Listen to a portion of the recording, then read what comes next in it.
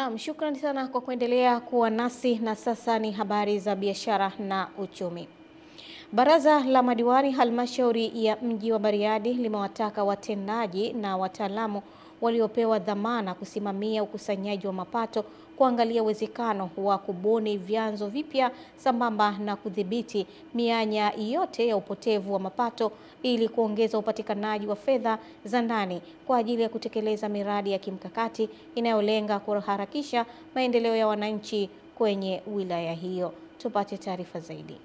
Ni kikao cha robo ya tatu ya mwaka baraza la madiwani halmashauri ya mji wa Bariadi. Mkurugenzi mtendaji halmashauri ya mji wa Bariadi Idi Ndabona akaeleza mafanikio ya halmashauri hiyo kuvuka malengo ya makusanyo ya mapato ya ndani shilingi bilioni 3.7. Tumeshakusanya asilimia 89.6 ambayo ni zaidi ya yale malengo ambayo tulikuwa tumejiwekea, na kwa hiyo kwa mwelekeo huo tunatarajia kwamba hadi kufikia tarehe 30 mwezi wa 6 tutakuwa tumevuka asilimia 100 ya malengo ya ukusanyaji wa shilingi bilioni 3.7. Mkuu wa wilaya ya Bariadi Simon Simalenga amepongeza hatua hiyo, huku akisisitiza ni vyema mianya ya upotevu wa mapato kaendelea kuchukuliwa hatua ili kuchochea ukuaji wa mapato ya serikali. Kwa mara ya kwanza, na mimi nina uhakika halmashauri hii inatoka kwenda kuwa ya mwisho kwa kila mwaka wa fedha kwenye ukusanyaji wa mapato, inaenda kuwa miongoni mwa halmashauri ambazo zimefanya vizuri sana kwenye ukusanyaji wa mapato itakapofika mwisho wa mwaka wa fedha.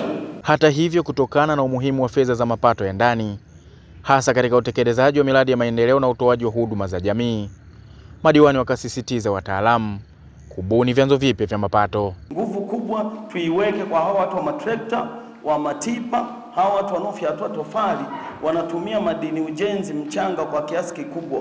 Wahusike maeneo yote kwa ajili ya kukusanya mapato ya halmashauri yetu ambayo yanapotea bila sababu. Joseph Ndau, Channel 10. Wakulima wa zao la tumbaku wamemwomba waziri mwenye dhamana ya kilimo kusitisha soko la tumbaku ili kupitia upya mchakato wa bei kutokana na bei ya soko kuwa chini ikilinganishwa na gharama za uzalishaji ambazo ziko juu. Taarifa ya Rozi Chapewa inafafanua zaidi. Mkoa wa Tumbaku Chunya umezindua msimu wa soko kwa mwaka wa kilimo wa 2025-2026 katika kijiji cha Gua, kata ya Gua, mkoani Songwe. Mgeni wa heshima kwenye ufunguzi huu ni mkuu wa mkoa wa Songwe Jabir Omar Makame. Awali mkuu wa mkoa ameanza kwa kukagua madaraja ya tumbaku, ndipo wakulima wakalalamikia kuporomoka kwa bei. Tunalizia kutokana na unyonge wetu, lakini masoko sio mazuri. Masoko ni mabaya.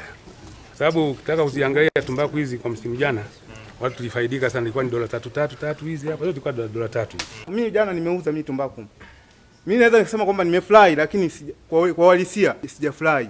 Maana yake madaraja. Ule mtu anasema kabisa L10 ni daraja lile la mwaka jana la mwaka huu liko tofauti. Katika mkutano wa wazi wa ufunguzi wa masoko, makamu mwenyekiti wa chama kikuu cha ushirika wa tumbaku Chunya, yani Chutiku, Isaya Hussein, amemweleza mkuu wa mkoa changamoto iliyopo. Na changamoto kubwa ipo kwenye mjengeko wa madaraja. Kubwa zaidi tulikuwa tunaomba kama kuna uwezekano masoko haya yangesimamishwa ili mchakato ufanyike, na baada ya hapo ili vyama hivi visife.